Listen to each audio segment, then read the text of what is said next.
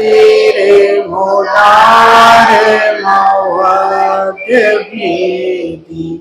गीतामय प्रदमनिन्दित माभिपदमं संसार सागर निमग्नशेष जन्तु उद्धारे माने मौलिनामृगेश्वरस्य। जय बोलो आचार्य भगवान श्री कुमतचंद्र महाराज की। कल अपन सभी ने देखा था 17 नंबर के श्लोक में, उसमें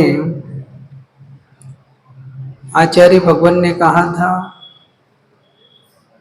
बहुत अच्छी बात कही थी, यदि उस बात को अपन अपने जीवन में धारण कर लें तो हम बहुत सारे विकल्पों के माया जालों से छूट सकते हैं।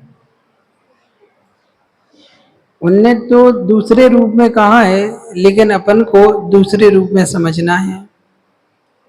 कैसे? कल अपन ने समझा था कि जिस बात की रट अपन लगाए रहते हैं, जिसके कारण से कर्म भी उसी रूप में परिवर्तित होना चालू हो जाते हैं, और यदि अपन उस जो रट लगाई है, क्या हो रहा है, जो रट लगाई है कि ऐसा होगा, ऐसा हो रहा है, ऐसा हो रहा है, ऐसा हो रहा है, तो वो चीज भी घटने लगती है, क्योंकि उस करने की उद्दीपना उसी रूप में चालू हो जाती है। इसलिए यदि हम सही रूप में चल रहे हैं तो कोई बात नहीं, और गलत के रूप में हमारे अंदर विचार आ रहे हैं तो विचारों में भी फिर वो घटना चालू हो जाता है। कई बार अपन जैसा सोचते हैं ना, आंखों के सामने भी दिखने लगता है। दिखता है नहीं दिखता? क्यों? ऐसा क्यों? कई बार अपन ने अनुभव किया है व्यवहारिकता में। तो इसमें यही बतलाया है, यहाँ तो मुनि महाराज के लिए कहा है कि जब वो ध्यान कर रहे हैं, क्योंकि अभी उनकी शुद्ध अवस्था नहीं आई अभी, क्योंकि अभी वो कर्मों से सहित है, एक भी कर्मों का उन्होंने क्षय नहीं किया है। हम लोग का कर्मों का क्षय हो गया है क्या? नहीं हुआ है, बस कर्मों का क्षय करने के लिए प्रयत्नशील है। शुरुआत तो कर दी है, क्योंकि घर गृहस्थी के मार्ग से, संसार से थोड़ा सा ऊपर उठकर यहाँ पर आ गए हैं। शुरुआत कर दी है, लेकिन अभी भी कर्मों से मलिन हमारी आत्मा है। जब तक कर्मों का क्षय नहीं होगा, संसार से हम मुक्त हो नहीं सकते। लेकिन इस संसार में रहते हुए मुनि पद को धारण करके जब मुनि महाराज ध्यान का आलम्बन लेते हैं, तो भगवान उस ध्यान के आलम्बन में आपका ध्यान करते हैं, और जब आपका ध्यान करते हैं तो लगता है आत्मा आप जैसी ही हो गई है, क्योंकि आत्मा के अंदर कोई विकार नहीं है, आत्मा निर्विकार है। लेकिन हम जो क्रियाएं करते हैं, क्योंकि आत्मा ने किसी न किसी शरीर का सहारा ले लिया है, क्योंकि कर्म लगे हुए हैं, नाम कर्म की प्रगति है ना अपनी। ये जो शरीर मिलता है किसके कारण से मिलता है? नाम कर्म के कारण से। और जो सुख और दुख का वेदन होता है वो वेदनी कर्म के माध्यम से होता है। और अंतराय कर्म तो बीच में एक काम कर ही रहे हैं, अंतराय डालने का एक दूसरे को कसायों के माध्यम से। तो ये सब कर्म लगे हैं। सब कर्म लगे होने के बाद भी परमात्मा का जब मुनि महाराज लोग ध्यान करते हैं, तो वो इस प्रकार का ध्यान करते हैं कि भगवान अभी हम कर्मों से छूटे नहीं है, छूटना है। फिर भी यदि हम आपका आलम्बन नहीं लेंगे, आपको अपने जैसा नहीं, मतलब आप जैसा मैं अपने आप को स्वीकार नहीं करूंगा, तो कभी छूट ही नहीं पाऊंगा, क्योंकि हमें तो आप जैसा बनना है। और आप जैसा बनने के लिए आपके जैसे स्वरूप को भी तो मुझे ध्यान में लाना पड़ेगा ना। तो आपके स्वरूप को मैं अपने स्मृति में ला रहा हूं और ये अनुभव कर रहा हूं कि बस आप जैसी आत्मा हमारी भी हो गई है। इस ध्यान के माध्यम से मैं प्रतिपल हर समय पापों से बचने का प्रयास करता हूं, क्योंकि जिस रूप में मुझे होना है, यदि नवीन कर्म का बंध होगा तो पुनः ये आत्मा क्या होगी, इस संसार में भटकती रहेगी, घूमती रहेगी। लेकिन इस संसार से पार होना है तो अपने मन को स्थिर और कसायों का क्या करना पड़ेगा, दमन करना पड़ेगा। तो ये विचार और चिंतन प्रति समय चलता रहता है। इसी ध्यान के माध्यम से हम आपके स्वरूप को साक्षात देखकर ये कल्पना करते हैं कि बस एक ना एक दिन हमारी आत्मा भी इसी रूप परिवर्तित हो जाएगी। ये ध्यान का महत्व हुआ करता है। तो उन्होंने उदाहरण भी बहुत अच्छा दिया कि बार बार जिस चीज का विचार किया जाए, चिंतन किया जाए, तो वो चीज भी घटना चालू हो जाती है। ऐसे मैंने भी आपसे पूछा, आपने बोला हाँ ऐसा होता है। इसलिए अच्छे का चिंतन तो बार बार करो तो कल्याण हो जाएगा, और बुरे का चिंतन करोगे तो पाप का बंध हो जाएगा, नवीन कर्म का बंध हो जाएगा। नवीन कर्म मतलब नए कर्म आपके जीवन में फिर आ जाएंगे और घटना चालू हो जाएंगे। इसलिए मुनि महाराज लोग अपनी विशुद्धि को बढ़ाते हैं और अपने कर्मों का क्षय करते हैं। अब इसके बाद और आचार्य भगवान ने क्या कहा, यहां तो और ऊपर उठ गए और उनने कह दिया कि किस कारण से कर्मों का बंध होता है, वो आपको बतला रहे हैं। अपन जानते हैं कि ये कर्मों का जो बंध होता है उसके लिए तो 5 ही प्रत्यय है ना अपने पास। तत्वा सूत्र के 8वें अध्याय में आपने पढ़ा है ना, मिथ्या दर्शन, अवृत्ति, प्रमाद, कषाय और योग। ये 5 हैं, बस 5 के अलावा छठा है ही नहीं। फिर से बोले, मिथ्यात्व, अवृत्ति, प्रमाद, कषाय और योग, ये 5 हैं। और इनके भेद कितने हो जाते हैं, 57। आश्रव के द्वार कितने हैं, 12 भावना में पढ़ते हो ना। इसलिए क्योंकि 5 मिथ्यात्व होते हैं, 12 आवृत्ति होती हैं, 15 प्रमाद होते हैं, 25 कषाय होती हैं और 15 योग होते हैं। योग का मतलब मन वचन काय से जो गलत विचारों का आना, मन से वचन से गलत बोलना और काय से गलत की क्रियाएं करना, इसके 15 भेद हैं। इसके माध्यम से भी कर्मों का आश्रय होता है। तो आप सब लोग इन आश्रमों के द्वारों से बचने का प्रयास करें। आपका तो पुण्य का उदय है कि आपको सत्य की जानकारी दी जा रही है कि मिथ्यात्व क्या है। आप चाहो तो उससे बच सकते हो, और नहीं तो फिर वो तो हमारे पीछा अनादिकाल से कर रहा है और अपन उसमें संलग्न हो रहे हैं। क्या है वो, मिथ्यात्व है।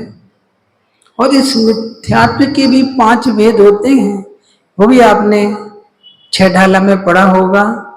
एकांत, विपरीत, संशय, विपर्यय और अज्ञान। ये दशा अभी हमारी है, छूटी नहीं है। और मिथ्यात्व भी 2 प्रकार का होता है, एक गृहीत मिथ्यात्व और एक अगृहीत मिथ्यात्व। ये भी आपने पढ़ा है 6 ढाला में, बहुत अच्छे से समझाया गया है। अघृत मिथ्यात्व कौन है? जो जीव के साथ अनादिकाल से लगा हुआ है। और ये कब छूटेगा? जब वो 3 करण करेगा, अधाकरण, अपूर्वकरण और निरुद्धीकरण। लेकिन घृत मिथ्यात्व जो हमें बिना कारण के हमने अपने जीवन में धारण कर लेते हैं, वो कौन है? को गुरु, को देव, को शास्त्र, उसका सेवन, अनायतनों का सेवन, ये घृत मिथ्यात्व के अंतर्गत आता है। अपन इसको छोड़ सकते हैं? छोड़ना ही चाहिए यदि आप बचना चाहो तो, क्योंकि सत्य की जानकारी आपको होना चाहिए। क्योंकि जैन धर्म सत्य के ऊपर आधारित है, अहिंसा के आधार पर टिका हुआ है। यहाँ किसी प्रकार का कोई भी आपको शंका नहीं होना चाहिए। ऐसा ही है, जब हम लोग भी इस मुनिवेश को धारण किए हुए हैं तो श्रद्धा के आधार पर। क्यों? क्योंकि जिनवाणी माँ ने जिनवाणी में लिखा हुआ है और गुरुओं के मुखारविंद से कहा गया है कि श्रद्धा करो, आस्था करो, यही मार्ग है। यही मार्ग आपको आगे मोक्ष की यात्रा कराएगा। तो इसी श्रद्धा के आधार पर जब मुनि महाराज कर रहे हैं, क्योंकि आज के समय में हमारे पास साक्षात जिनेंद्र भगवान का सानिध्य नहीं है, ना कोई केवलियों का सानिध्य है, ना शुद्ध केवली का सानिध्य है, ना तीर्थंकरों का सानिध्य है, ना रिद्धिधारी मुनियों का सानिध्य है, ना मना पर्याय ज्ञानी मुनियों का सानिध्य है, ना अवधि ज्ञानी मुनियों का है। किसी का भी नहीं है कि वो हमें इस बात को बतला दे। लेकिन किसके आधार पर टिका है? श्रद्धा के आधार पर। जब ये हम लोगों ने अपनाया है तो आप लोग भी अपनी श्रद्धा और आस्था को पक्का करके कि इस बात को ध्यान रखें कि ये श्रद्धा ही हमें ऊपर ले जाने वाली है। लेकिन सच्चे गुरु, सच्चे शास्त्र और सच्चे जिन भगवान के ऊपर हमें विश्वास करके अपने आप को साबित करना है। और आपका तो पुण्य का उदय है, जो 3 लोक के नाथ हैं, उनके बढ़कर कोई दूसरा इस जगत में है ही नहीं। जो 3 लोक के नाथ हैं, जो वीतरागी हैं, सर्वज्ञ हैं और हितोपदेशी हैं, ये उपमा उनके साथ लगी है। किसके साथ? जिनेंद्र भगवान के साथ। वीतरागी का मतलब जिन्हें दिगंबरत्व को धारण करके अपने आप को साबित कर दिया है। कोई भी परिग्रह, कोई भी आलम्बन उनके पास नहीं है। सर्वज्ञ हैं, और सर्वज्ञ क्यों हैं? क्योंकि 3 लोक की बात को एक साथ एक समय में अपने आप उनके पूरे संसार के लोगों को, बातों को, सब चीजें उनके गे में क्या हो रही हैं? अपने आप झलक रही हैं, देखना नहीं पड़ रहा है। ये सर्वज्ञ की कारण बनता है। हितोपदेशी इसलिए है क्योंकि हमें कल्याण का मार्ग बतला रहे हैं, सत्य की राहें दिखा रहे हैं, आपको भी उस मार्ग पर चलने के लिए प्रोत्साहन कर रहे हैं कि चलिए, आप साहस बनाइए, हिम्मत नहीं हारिए। मार्ग तो यही है। जितना आगे बढ़ जाओगे आप अपने आप को सुखी महसूस करोगे। तो ये हितोपदेश की बात पे आपको बतला रहे हैं। ऐसे तीर्थंकर भगवान हमें प्रतिपल जागृत कर रहे हैं, जाग जाओ, कब तक सोते रहोगे? बहुत समय निकाल दिया है, इतना सहन किया है, इतना सहन किया है, इतना सहन किया है कि उस गाथा को हम अपनी जुब्बा से व्यक्त नहीं कर सकते। अब आज समझ जाओ और संभल जाओ, तो आगे आप परेशान होने से बच जाओगे। वरना ये कहानी जो अनादिकाल से चली आ रही है वो पुनः चलती रहेगी, थमेगी नहीं। बस इसी बात को मन को समझना है।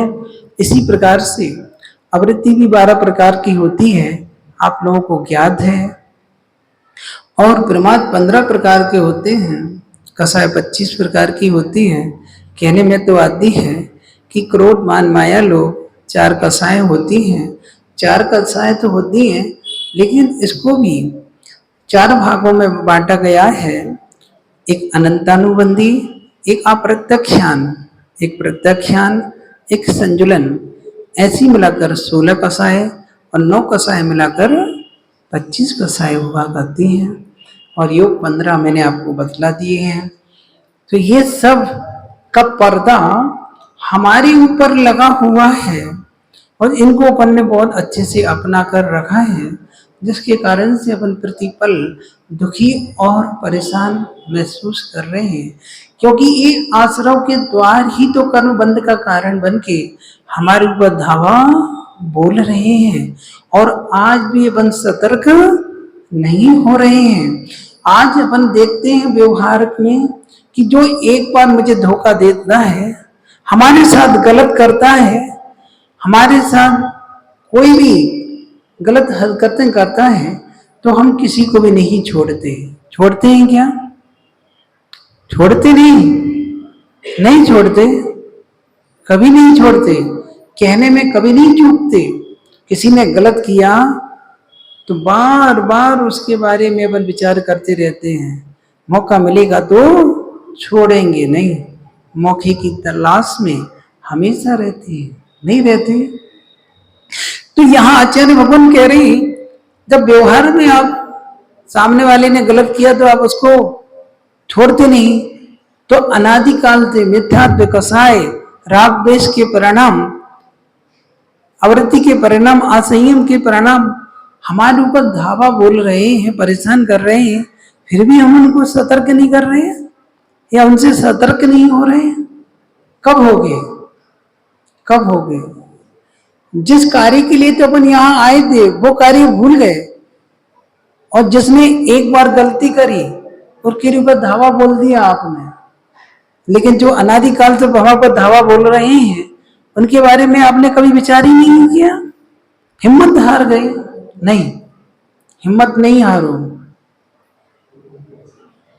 इस आत्मा में पास अनंत शक्ति है, साहस है, बस एक बार उस शक्ति को प्रकट करना है, जागृत करना है, जैसे भी वो करना है। ये नहीं बोलो कि हाथ पैर नहीं चलते, पुण्य नहीं है, कोई करने वाला नहीं है, मैं क्या करूं, बहुत प्रयास करता हूं, प्रयत्न करता हूं कि मैं आगे बढ़ूं, लेकिन फिर मन कहता है थोड़ा और ठहर जाओ, थोड़ा और ठहर जाओ, और ठहरते ठहरते पूरा समय निकल जाता है।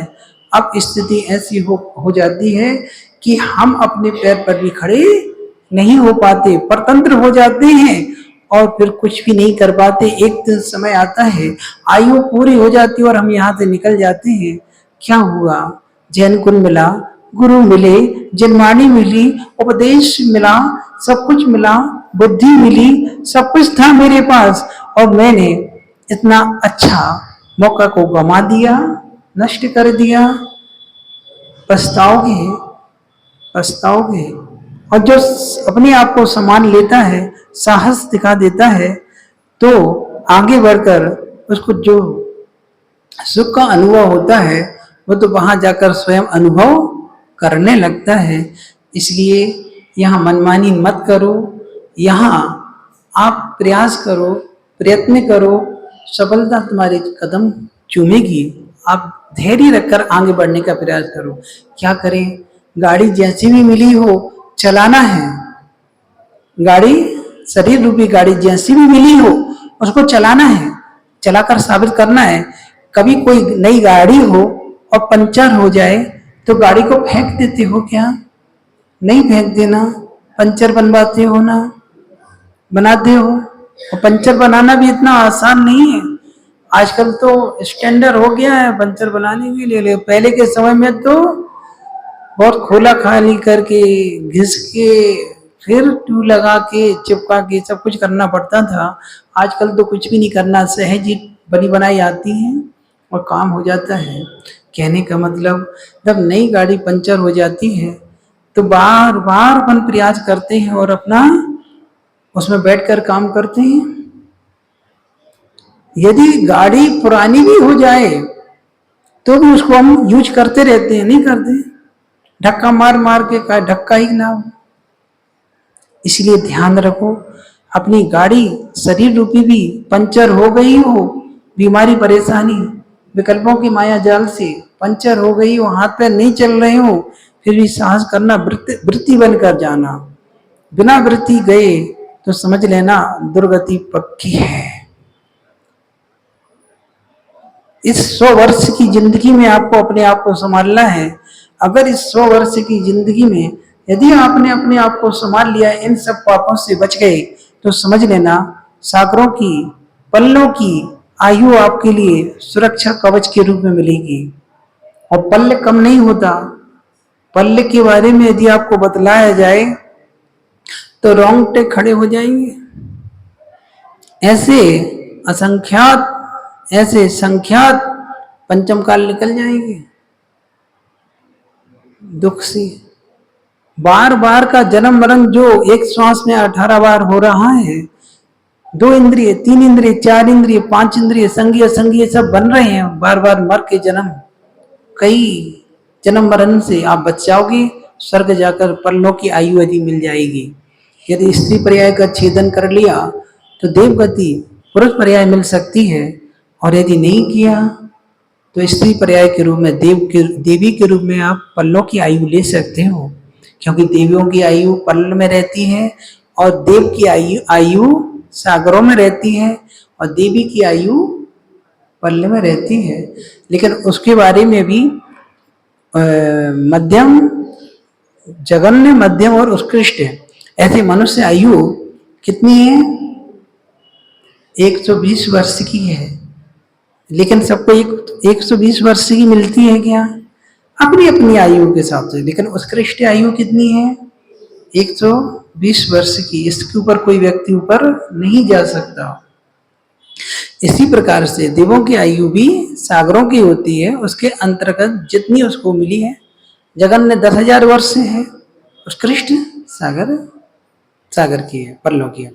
तो समझना है, यदि आप वाकई में अपने आप में ईमानदार हो तो आपको इस चीज से बचना है कि 100 वर्ष की जिंदगी में थोड़ा संयम का पालन, व्रतों का पालन, नियमों का पालन करके आप अपने लिए सुरक्षा कवच बना सकते हो। याद रखना, बहुत सारे पापों से बच जाओगे। बहुत बड़ा लॉजिक है, सभी समय आने पर हम आपको बतलाएंगे। नहीं तो पूरा समय इसी में चला जाएगा, अपना श्लोक हो नहीं पाएगा। ये बात इसलिए आई क्योंकि इसमें आज के श्लोक में यही बतला रहे हैं कि संसारी प्राणी भटक रहा है। कारण क्या है? ये मिथ्यात्व है, अज्ञान, ये हमें भटका रहा है। लेकिन यदि आप सही कुल में आपने जन्म ले लिया है तो आप अब बचने का प्रयास करो। क्योंकि सच्ची देव शास्त्र गुरु मिले हैं, जिनको नहीं मिले वो तो उन्हीं को स्वीकार करके, जो मिला है उन्हीं को स्वीकार कर रहे हैं और अपना काम कर रहे हैं। लेकिन सत्य की जानकारी तो आपको है। तो वो इस श्लोक के माध्यम से आपको बता रहे हैं कि जो अज्ञानी प्राणी किस कारण से संसार में अपना समय काट रहे हैं, ये अपन समझने का प्रयास करते हैं। सभी लोग हाथ जोड़ लेंगे और 18 नंबर का श्लोक को पढ़ेंगे। त्वामेव पीततमसं परवादिनोऽपि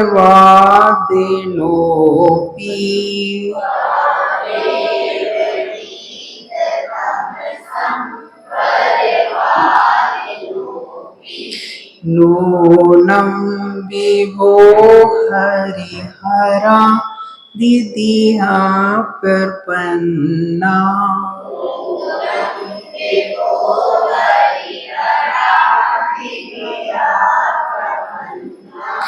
किं काचिकामिलिविरिसितोऽपि शङ्खो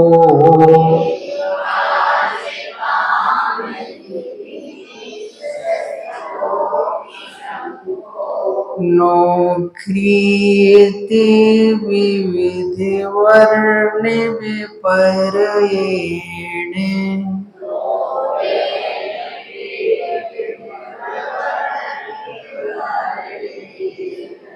पढ़ो।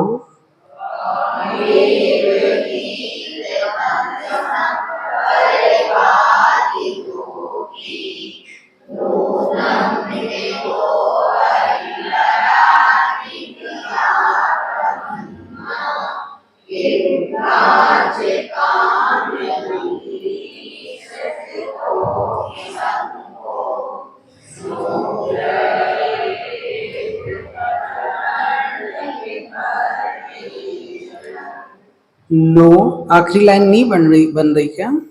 बहुत अच्छा है। नो क्रियते, हाँ में या भी है ना। नो क्रियते विविध वर्ण विपर्ययेण।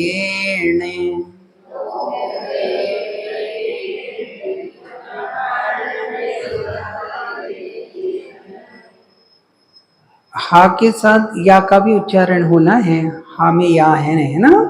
नो क्रियते विविध वर्ण विपर्ययेण।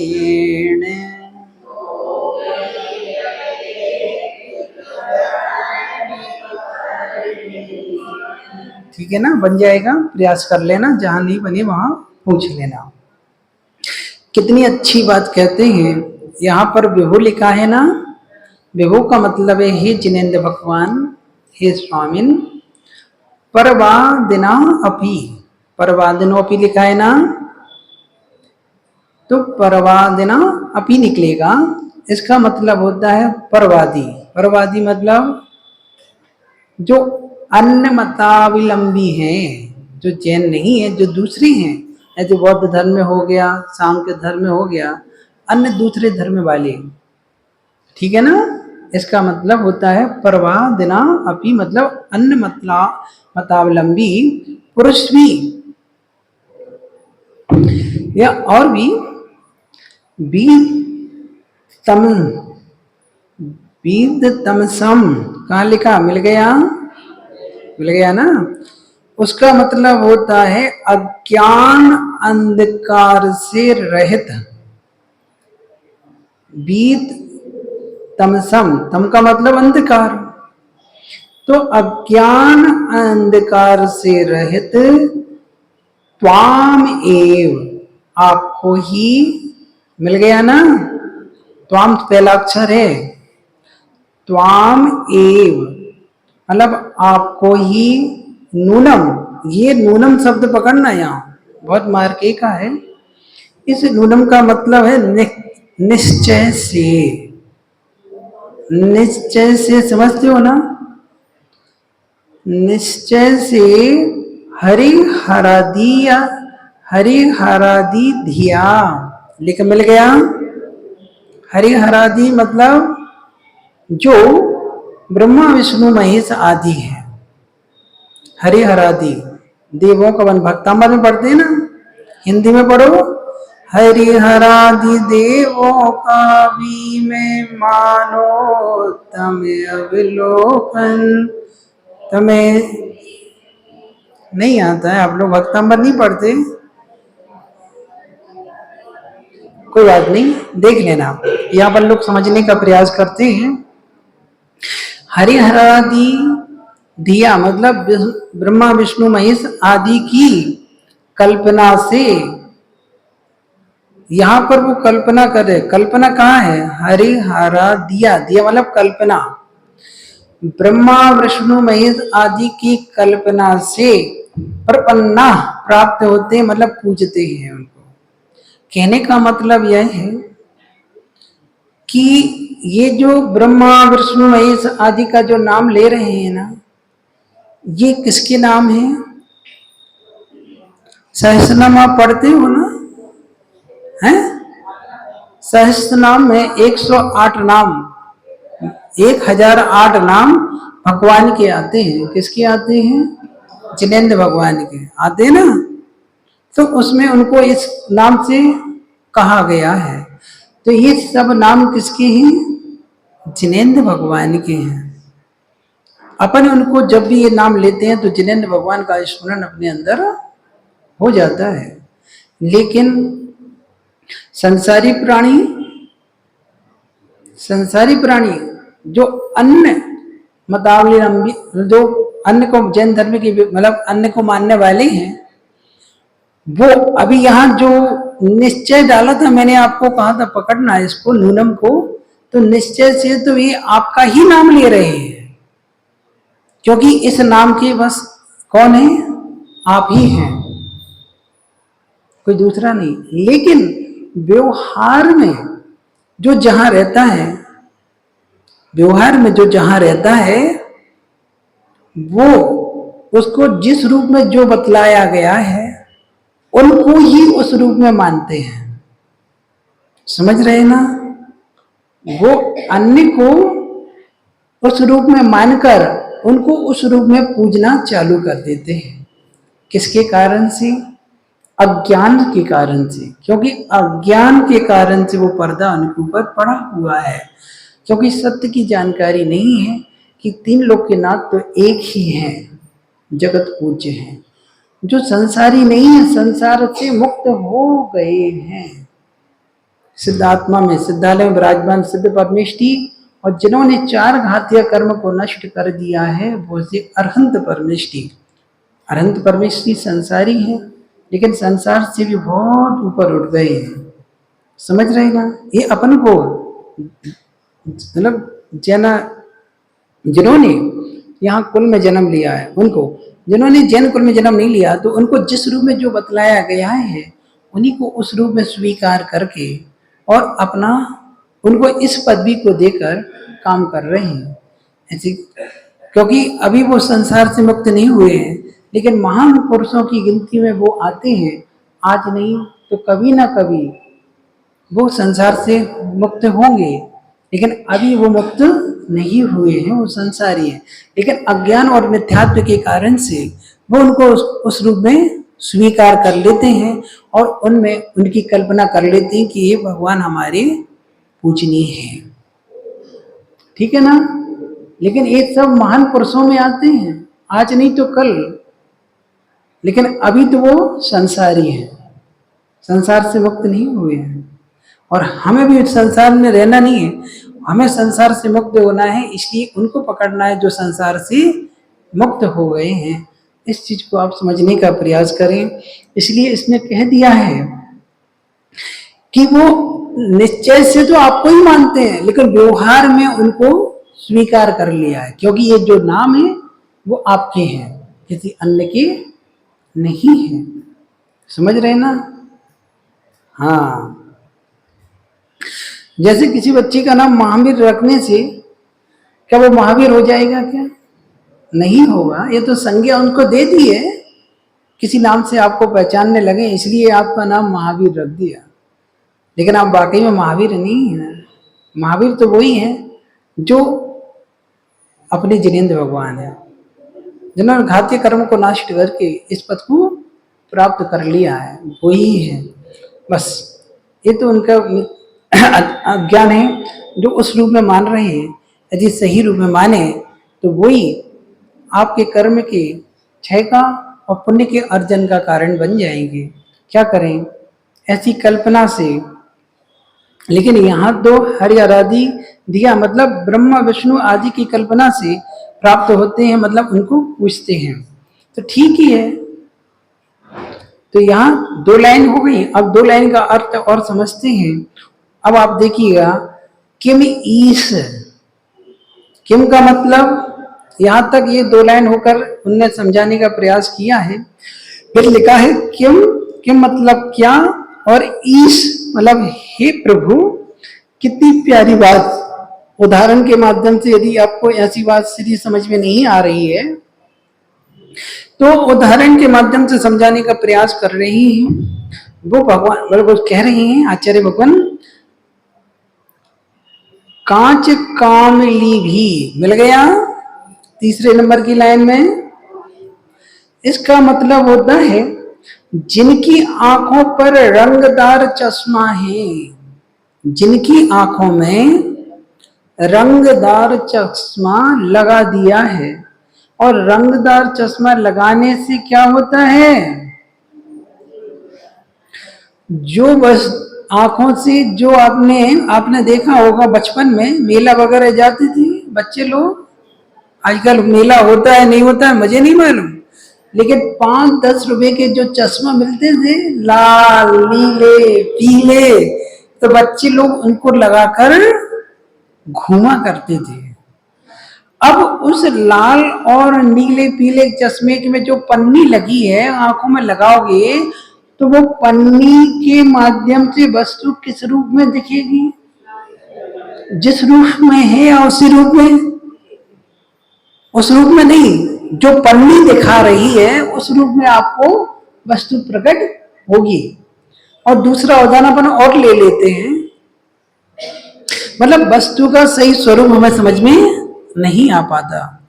या फिर समझ लो, एक और उदाहरण है, यदि किसी को पीलिया रोग हो जाता है, पीलिया रोग समझते हो आंखों में, तो आंखें कैसी हो जाती हैं, पीली पीली हो जाती हैं। तो पीली आंखों में सब कुछ पीला पीला दिखता है, लोग कहते हैं सब पीले पीले दिख रहे हैं, ऐसा सुनने में मुझे आया है। ऐसा होता है क्या? हाँ ना बोलो।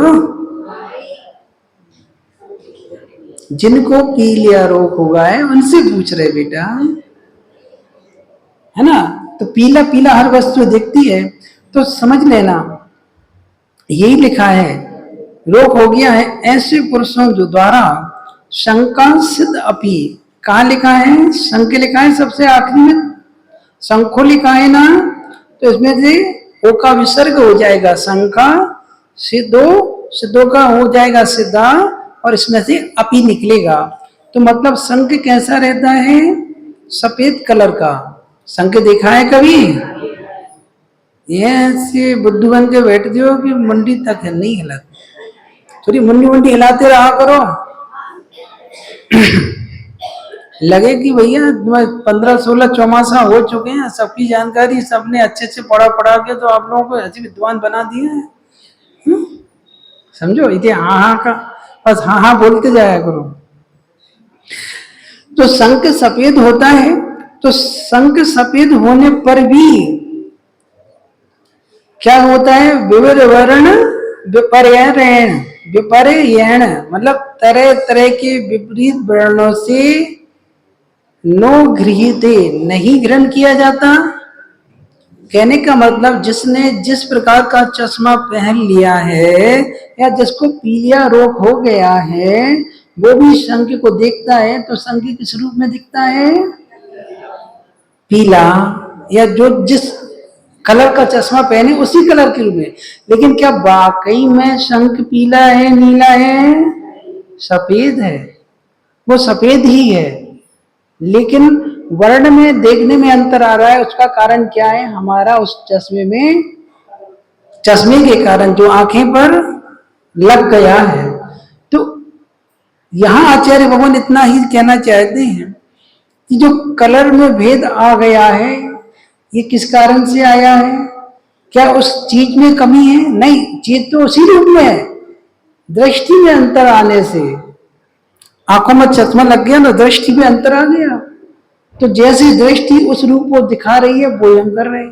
तो इसलिए अज्ञान रूपी अंधकार के कारण से और मिथ्यात्व के कारण से जिस रूप में उनको, कौन को? अन्य मतावलंबी, जो अन्य मत वाले हैं उनको उस रूप में उनको बता दिया, तो वो उसको उसी रूप में स्वीकार करके मान रहे हैं। उनको ये भी मालूम कि इससे हमारे कर्मों का क्षय होगा या नहीं, हमारा संसार मिटेगा या नहीं, हमें सुख की प्राप्ति होगी या नहीं। जो जहां है उस स्थान की वस्तु तो दे सकता है, और जो उसके ऊपर नहीं है तो कहां से देगा? अपनी जिनेंद्र भगवान की पूजा करोगे तो वो वहां पर जहां पर विराजमान है वो पद भी आपको दे सकते हैं, और जो जहां है वहां तक की चीजों का आपकी व्यवस्था कर सकते हैं। आपके इस संसार की सब इच्छाओं को तो पूरा कर सकते हैं वो, लेकिन संसार से मुक्त करने के लिए वो उनका साहस नहीं कर सकते, क्योंकि अभी वो भी संसारी हैं, अन्य जो हैं। लेकिन अपने भगवान ऊपर वाले हैं, वो आपके कर्मों के क्षय के कारण बतलाएंगे। ऐसा नहीं कि वो उनका काम नहीं होगा, क्योंकि जितनी भी ये महान महान पुरुष होते हैं ये अभी तो हैं, लेकिन कुछ भाव के बाद, कुछ समय के बाद इनका भी कल्याण होगा, पक्का है, लेकिन अभी नहीं हुआ है। इसलिए हम लोग उनको पकड़ें जिनका कल्याण हो चुका है, और आगे वो सिद्ध अवस्था को प्राप्त करेंगे। क्योंकि ये जितना भी ये दुख है ये 8 कर्मों की ही तो लीला चल रही है। 8 कर्म के कारण आदमी परेशान है, दुखी है, परेशान है। और ये 8 कर्मों का नाम आप सब लोगों को मालूम है, ज्ञानावर्णनी, दर्शनावर्णी, वेदनी, मोहिनी, आयु, नाम, गोत्र और अंतराय। घातीय कर्म पूरी पाप प्रगति है। क्या वो ज्ञानावर्णी हो या दर्शनावर्णी हो, मोहिनी हो या अंतराय, ये घाती कर्म है। ये घाती कर्म की 47 प्रकृति होती हैं, 148 प्रकृति में थी। ये पूरी 47 प्रकृतियां पाप रूप ही है।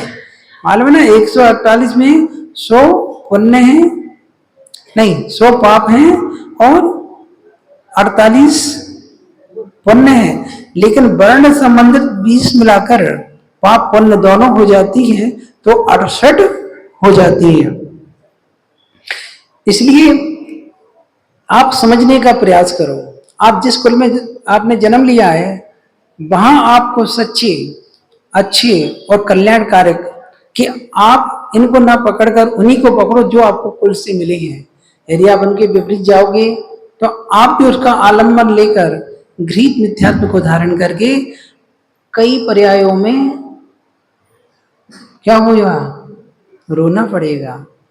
उनके ऊपर तो चश्मा लगा है लेकिन आपके ऊपर तो चश्मा, उनका पाप कर मतलब ऐसा कर्म का उदय है कि सत्य की जानकारी कौन दे, सत्य कौन बताए।